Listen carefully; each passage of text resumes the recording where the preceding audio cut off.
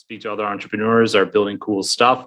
And today we're going to be talking about how to sell your affiliate site for more money and avoid the traps I've seen a lot of entrepreneurs make that they could have easily had avoided if they only knew that they existed. So let's dive in. If you don't know what we do at Empire Flippers, we help people buy and sell profitable online businesses. So that can be an affiliate website, which I know a lot of people in this crowd are building. It could be things like an e-commerce store on Shopify. It could be a SaaS business, a Shopify app even, and of course, Amazon FBA businesses. So a lot of what I'm going to be covering here isn't just about affiliate websites. It's about businesses in general. So no matter what kind of business you are building, as long as it's a digital business, this presentation is for you. So a little background on us. We've been on the Inc. 5000 list 5 times in a row, actually, or not in a row, but 5 times now, 4 years in a row. And we have sold over $396 million worth of businesses. In our buyer network, we have $6.7 billion in our buyer network, which makes us most likely have the largest buyer network in the entire industry at this point. I don't know anyone who has a bigger buyer network than this. I could be wrong, of course, but with all that said, all this does mean we are the #1 largest curated marketplace in the world when it comes to buying and selling online businesses. So who am I? My name is Greg Elfrink. You'll see an unbearded version of me there, and I'll have a surprise bearded version of me at the end of this. But I am the head of marketing. Oh, excuse me, sneeze. I am the head of marketing, and I help grow the brand, nurture traffic, and generate inbound leads. But what I do often, and probably most of my job nowadays, is educating the market, educating people like you out there building cool stuff about the potential you have when it comes to buying and selling digital assets. So what are we going to cover in here? We're going to cover a few different things. We're going to cover why do people sell in the first place, how valuations work, the common seller traps that I promised you at the beginning, and finally, when you do go to sell, what do you do with the capital? Because this isn't always a clear thing for a lot of entrepreneurs I coach and consult with. So let's dive into why do people sell? If your business is making so much money, why would they sell? This is a very common question if you only ever built one business, or if you're a little bit still new to the space. Maybe you built multiple businesses and you just have never sold one. And this seems like a weird thing. Why would you sell something that is making you all this money? So after selling more than 1,800 online businesses, I've really come up with 2 main categories why people sell. Now there's subgenres in here, which we'll go over, but the 2 parent categories are personal and business reasons. So personal reasons can be some negative stuff like divorces, medical issues, or it could be something like buying a home, a college fund for kids, funding a dream vacation if it's a smaller business, or maybe you're building something really big and it will give you the opportunity to actually retire when you go and sell these businesses. Now, on the business side, there's the negative, the divorce version of for business, the partnership breakup, and there's loss of focus and passion. I say loss of focus and passion is probably one of the biggest reasons why people sell, at least with affiliate sites, because we often have multiple different projects going on at any one given time. And we just can't really be bothered with one project or another. The other thing is mitigating risk. There's probably a lot of people in this crowd that have felt the vicious slap of Google's algorithm updates and have seen multiple times over the years of your career that SEO is absolutely dead this time, right? I saw a post the other day, I think it was from Search Engine Land, about all the different times that professional SEOs have decried that SEO is dead over the years. I think it was like over 100 different times, but most of you probably understand what I mean. When you go to sell a business, you are divorcing yourself from Google's algorithm. You are going out from underneath the shadow and you are taking that capital to the bank. No algorithm can take it away from you once you sell that business.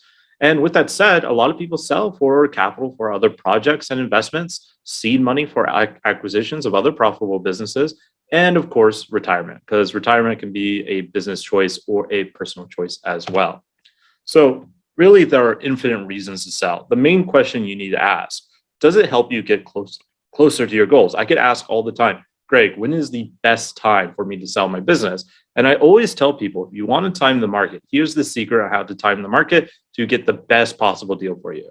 And that is when you can answer yes, that by selling my business, I get significantly closer to either my personal or business goals. That is the only real way you can time the market. Don't try to time it with all these different tricks and tactics that I see other people do, it almost never works, and usually it backfires on people. So the first step before we can go into the traps, you need to understand how do valuations actually work? How do these things get valued, and how do buyers value them when they're buying them? So most sellers, especially if you don't use a broker, which is what we are, will mess up on valuations. If it's your first time selling, I highly recommend you use a broker at least for the first go around. And by the way, don't knock yourself that you don't know how valuations work. I mean, why would you? Most entrepreneurs sell a business once every couple years, if even that. Like, that's pretty prolific for a lot of sellers. So this isn't something you're doing every single day. So there are a lot of tricks and nuances and things you need to understand outside of the scope of even this presentation. So that is one of the big reasons why I do recommend using a broker. It doesn't have to be us, but personally, if it's your first time ever selling a business, I highly recommend you use a broker. All right, so let's look at a very simple valuation formula. So your valuation price at the end of the day is composed of two things. Now, real quick here, if you're used to seeing other brokers talk about multiples, something that is a little bit different at Empire Flippers is we base everything on a monthly multiple instead of an annual multiple. Now, there's no difference between these two things. One's just using a monthly multiple, and the other one's using an annual. So when you see numbers like 20 to 50x multiples, divide that by 12, and you'll get what other brokers use. You'll get that 3, 4x, whatever, right?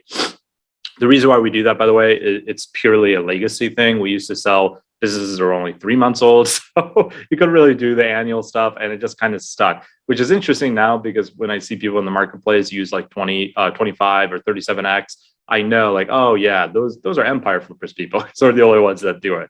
But anyhow, back to the formula. So your quick formula for this is your average net profit times a multiple. So we'll look at the average 12-month net profit of your business and then times it against a multiple. As simple as that, and that creates your valuation price. This is your EBITDA or SDE. So SDE and EBITDA, by the way, those two valuation formulas are different. But for our purposes, they're so closely similar that it doesn't really matter that much. So you can use them interchangeably. SDE stands for seller discretionary earnings, which is your net profit. And EBITDA stands for earnings before interest, depreciation, tax, and amortization. All right, let's look at what goes into a multiple, because this is the real thing here, right? This is the thing that most people get confused on. How do I get a bigger multiple? What is this? So let's pull the curtain back here and talk about what gives you a better multiple. First off is revenue diversity. So in terms of an affiliate site, your revenue diversity is things like multiple affiliate networks. You're also doing display ads, multiple different offers, all that kind of stuff. What we're looking to avoid here, or mitigate rather, are critical points of failure. If your affiliate site only has one offer that it is selling and that's it, what happens when that offer goes away? Well, you most likely don't have a business anymore, right? That is a critical point of failure in your business, and that will lead to a lower multiple. Versus if you had multiple ways of making money with your website, now you are a much more stable business. And much of a business valuation is not always based on growth like people think, but rather based on risk. The less risky your business is, the higher multiple you'll tend to get. Now, the next is age. You can't really do much about age. So you just kind of hurry up and wait. But older businesses in general have survived more storms, more Google updates, all sorts of stuff that happens in the internet marketing world. So because of this, though history doesn't predict the future, it does tend to rhyme. So if your business has survived these kind of storms, there is a solid chance your business is strong enough to survive any other storm coming on the horizon, right? So that is part of why age goes into multiple. Next is traffic diversity. And this is the exact same thing as revenue diversity, only with your actual website traffic. Most of us on this conference are building our sites through SEO, and that's great. But again, what happens if you lose all your rankings overnight? Well, you probably don't have a business because that is probably your only traffic source. So SEO is very powerful, but meaningful traffic from other channels are helpful if you want to increase your multiple. Things like Pinterest, email, Instagram, all sorts of other traffic sources you can tap into. Now, if you are a one traffic only channel or one traffic only business, which I'm assuming most of you are, because most sellers I deal with are that way too, that's okay. You can still sell your business. Just know you won't get as premium a multiple as if you had built out more diversity in your traffic channels. Excuse me. It's going to be a sneezing presentation. I apologize. So next thing we want to look at is net profit. So we already talked about net profit earlier, is in the beginning part of the formula, right? But the more net profit you make, it automatically is going to give you a larger multiple because bigger businesses tend to get better multiples. Next is brand. Now, this is something most of my affiliate site friends do not really focus on. They kind of rank and bank, and that's kind of it. But branding can be incredibly important. The right here, I said, do people love your products and brand? Now, for an Amazon FBA business, we might be looking at, are people talking about you off Amazon and what are the reviews looking like? For affiliate sites, well, we want to see like, okay, are people coming back to this website, or are they just coming to your website once, reading your article, reading your content, and then leaving and never coming back? So what you want to focus on is, how do I build a magazine business instead of a brochure business? A brochure, people get, they buy something or they don't, and then they throw away the brochure. A magazine, they get, they buy something or they don't, and they might subscribe to the magazine because they found the content so helpful and valuable. Now, a lot of my SEO friends kind of scoff at this with affiliate sites, but this is a real thing. I have a friend, he just raised $17.5 million for a website that began as an affiliate website, just like what a lot of people here are building. If you treat your affiliate site as a real brand, you can grow into a much bigger business and you will get paid for it. Now, email list. This is, unfortunately, I have an FBA bullet point there, but this holds true with affiliate sites as well. Email list is incredibly important. My SEO friends very rarely will build out an email list. They will just bank on the SEO traffic and go build another affiliate site. But remember what I was talking about with traffic diversity. Your email list is a traffic channel. So just by building this email list, you are already diversifying your traffic source, which is fantastic because no one can take away your email list. That is yours. That is owned land, as they say. Plus, email opens you up to all sorts of revenue opportunities that simply don't exist if you didn't have an email list. There's a lot of affiliate offers out there in this landscape that don't want you ranking in Google. They don't want you running paid ads towards it because they don't want you stealing their brand share of the campaigns they're running with. They don't want to compete against you, right? So a lot of these affiliate offers, they will be email only. Like, we'll let you send out to your list, but that's it. So you don't have a list, you don't have the opportunity for that. The other thing you do with your email list is bring traffic back to your website, right? Back to your reviews, your roundup reviews, and all the other money-making articles you are creating. This is something a lot of people don't do. A lot of my friends, they'll build this email list knowing it can help their multiple, but often they end up hurting their multiple because they built this list and they never emailed them, which is completely valueless. You would have been better off never even building the email list in that case, because you would have probably made more money if you just showed an offer to your traffic instead. So if you build an email list, it is incredibly powerful for your multiple, but you have to actually use that email list. So let's talk about other ways to increase your valuation. This is the 4 different main things that buyers do when they buy an affiliate website to increase the valuation, or to increase the net profit rather. And by you doing what buyers do, you're going to increase your net profit there, and therefore increase your actual valuation when you go to sell. So first off is CRO, conversion rate optimization. Most of my SEO friends are not designers. We build ugly websites. I'm right in that camp with you. Don't worry. I'm a terrible designer, if you couldn't tell by these slides. So conversion rate optimization, very, very powerful. If you have a blog post sending, like, I don't know, 10,000 visitors a month to that blog post, you do CRO, maybe you change some buttons, some calls to actions, switch it up on how you're presenting that content. And now you might go from a 10% conversion rate to a 30% conversion rate, and it's the same amount of traffic. So a lot of my SEO friends, they're bleeding out traffic and they're losing money by not doing this. This is a very powerful way to increase your net profit. And honestly, it doesn't take that much time. You can use tools like VWO, Crazy Egg to get these kind of A/B split testing going on to see what kind of meaningful CRO you can get by doing those kind of tests. Next is display ads. Now, this is less common than it used to be, but years ago, people used to think that by having display ads on your affiliate website, you would take away your actual affiliate income. It's not true. I've never seen a single case where this has been true. I'm sure there is something out there that exists,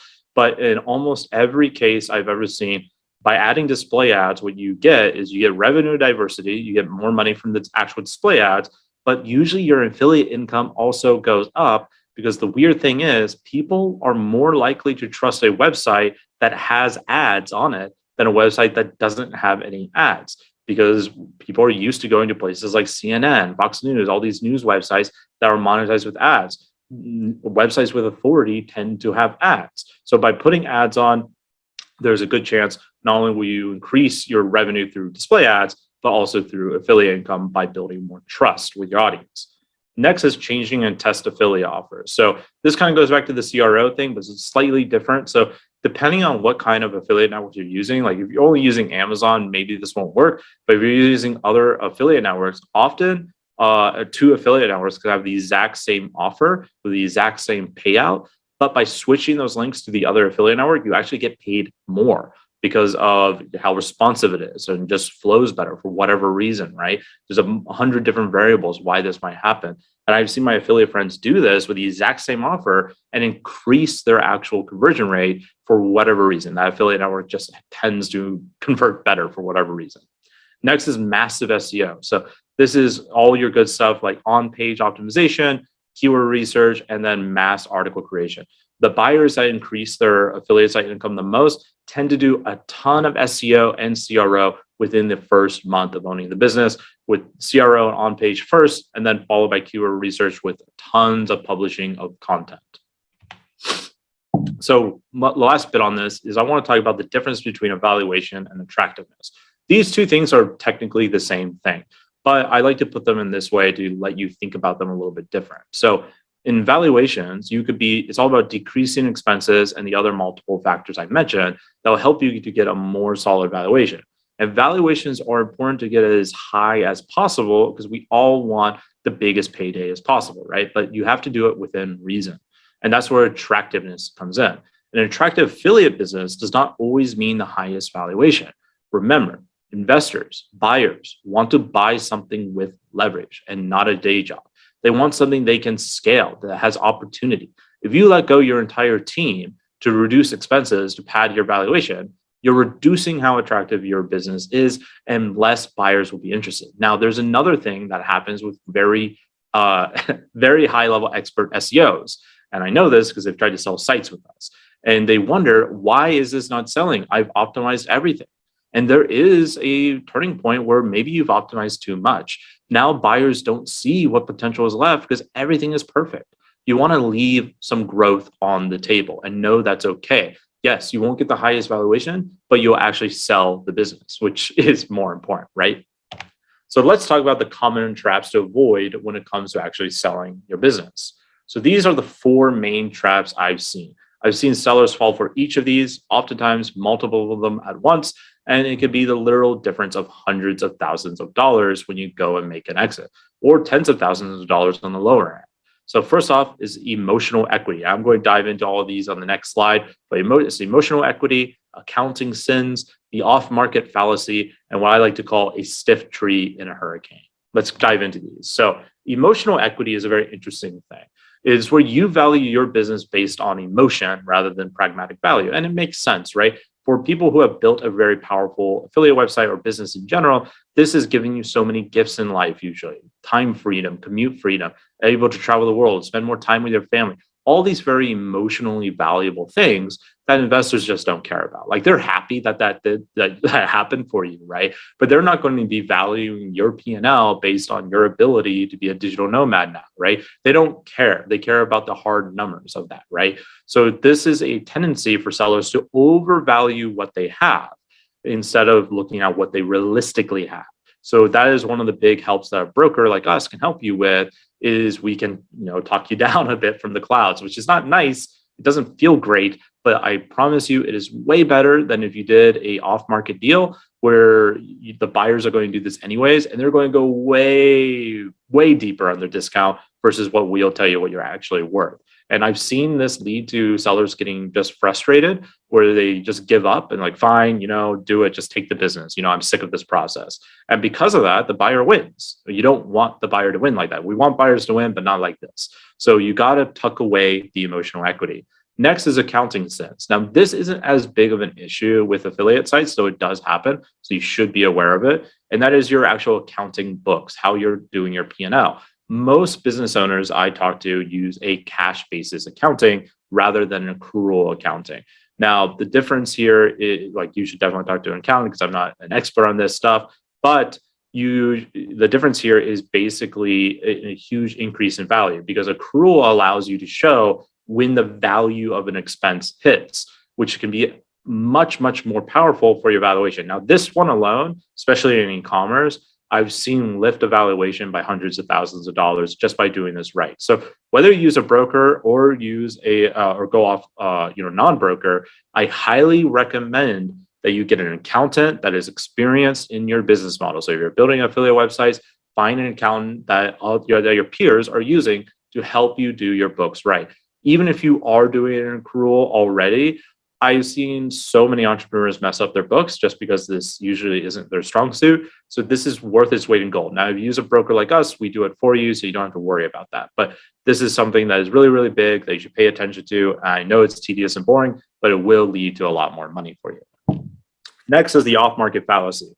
So this is one of my favorite ones because on the surface, it sounds so correct. So this is the trap where you think you'll make more money by not using a broker and saving the commission. And let me tell you a little dirty secret.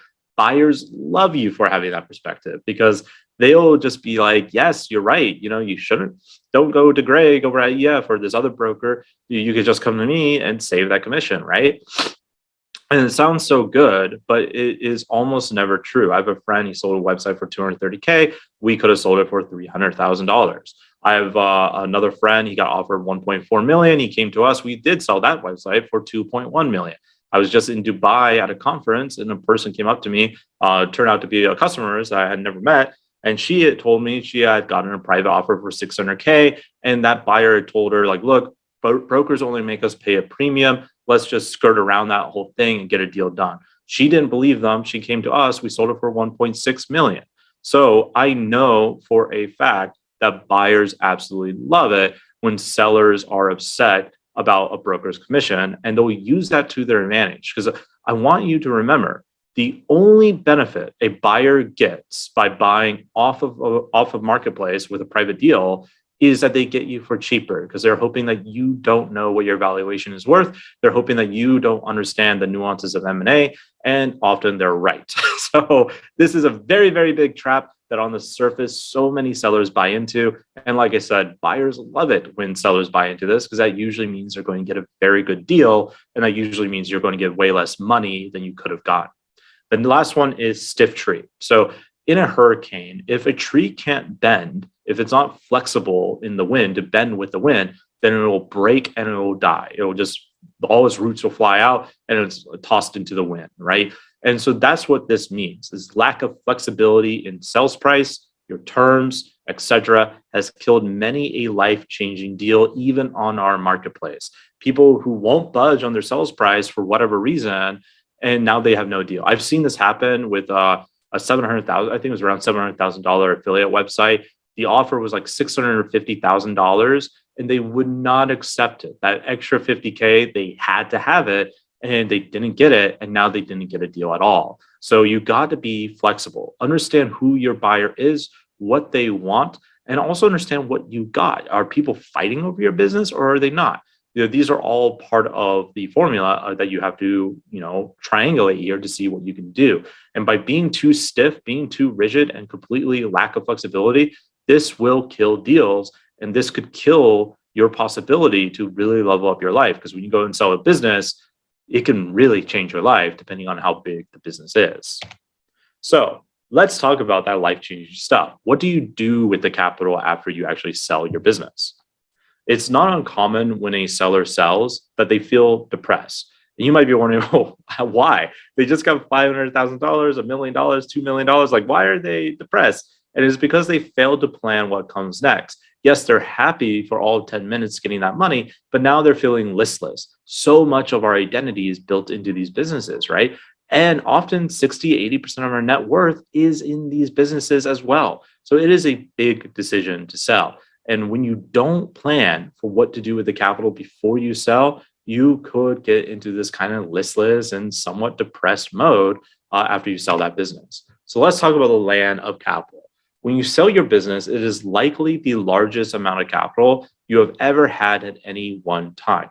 This means you can win the game of chess in a whole new kind of way. And speaking of chess, in the game of business, your profit is the king of the chessboard. You protect that at all costs, right? But your liquidity is the queen. And in the game of chess, it is the queen that makes all the winning moves. You will never have more liquidity, most likely, except for the moment you go and sell your business. That is probably the most liquid you'll ever be. So with all that liquidity, you can do what I like to call the asset flywheel. And the asset flywheel is a very simple, very powerful concept where every dollar your business earns and the capital you get from the exit is bent towards the singular purpose to build, grow, or buy other assets.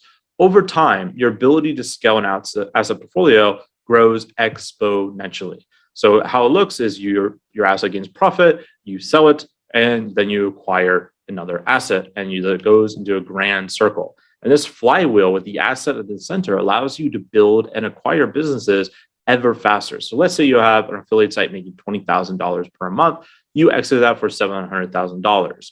Now you use that $700,000 to buy 2 to 4 more assets that are smaller businesses in the same kind of business model what you just sold, and you start building those up. So you build them back up to that 10 to 20K per month level. You sell those off. Now you're collecting $700,000 to $1.4 million. And you just repeat this process. And very soon you're in this hyper growth phase where you have this big war chest that can acquire and scale in ever more lucrative niches. The beautiful thing here is it doesn't take that long to do this. Now it's definitely not, quick riches by any means, but you can do this process in a 5-year period. I've been at EF for 6 years, and I've seen multiple clients of mine do this where they make all these mini exits and now they're multimillionaires. And some of them have gone into far more competitive businesses that would have been very hard for them to compete with if they did not have this capital with them. So this is a very powerful concept that we as entrepreneurs can lock into that other people simply can't, which are skills of building businesses, right? Building affiliate websites or e-commerce stores. So whether you do the asset flywheel or something else with the capital, selling your business, in my mind, is really the start of your business, because it is the moment you sell that you open up what I call the doors of possibilities. And these doors of possibilities are something that never existed. These are things that you simply could not do until you got that first real rush of liquidity, that first real rush of all that capital when you go and sell your business. And if you play it smart, you play it well, that capital can level up your life and become a true engine of wealth. So there's my bearded picture, by the way. I've been growing a beard for the last 2 years to some good effect and some bad effect. I'm going for a Ragnar Lothbrok look. Let me know if you think if I'm nailing it or not. But in any case, I hope you enjoyed this presentation. Selling your business is a very emotional experience in a lot of ways. So if you want to connect and just chat, feel free to add me on LinkedIn or Facebook, or just shoot me an email. I'm pretty easy to get a hold of typically. Or if you just want to see what your business is worth and what you could possibly sell it for, check out our valuation tool, just empireflippers.com/valuation tool. You can Google it or just use that URL and you'll get a free valuation. It takes about 5 minutes to do, and it uses real sales back data from our marketplace, not the list price data, but the actual sales price data of the businesses we're selling to give you that. Now, keep in mind that valuation is going to be rough. It's going to be a rough estimate, but it is in general going always to be accurate in terms of the ballpark range of what you could probably sell your business. So with that said, thank you so much for listening to my long monologue. I hope you guys got value out of it, and I will see you on the panel. Talk to you soon.